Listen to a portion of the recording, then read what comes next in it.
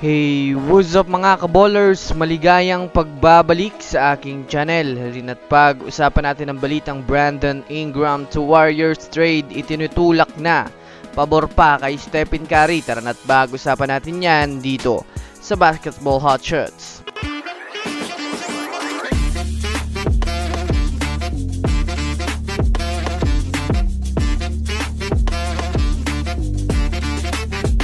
Una nga muna tayong dumako mga kaballers sa balita patungkol sa pinipilit na nga po mga kaballers ni Nikola Jokic at ng Denver Nuggets, itong si Russell Westbrook na lumipat na sa kupunan ng Denver Nuggets.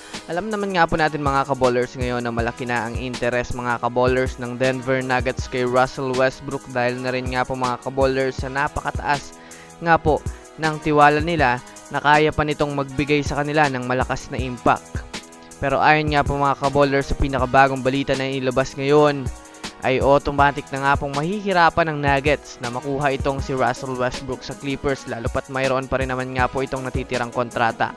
Alam naman nga po natin na nakukuha pa nga po niya mga kaballers ang player option ngayong off-season. Kaya naman ayon nga sa Denver Nuggets mag-aantay nga daw sila ng ilan pang linggo upang makumbinsi itong si Westbrook na lumipat sa kanilang kupunan bago sumapit ang 2024 to 2025 NBA season.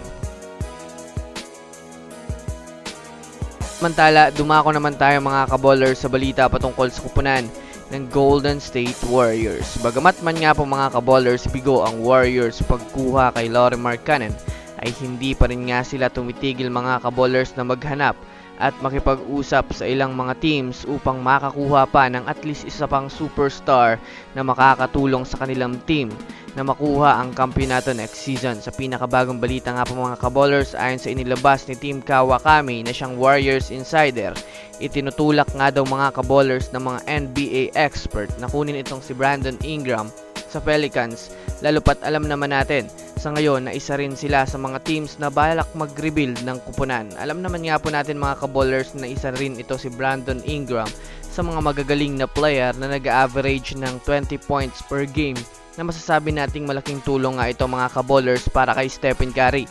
Kaya naman abang-abang lang tayo sa mga susunod na updates patungkol dito.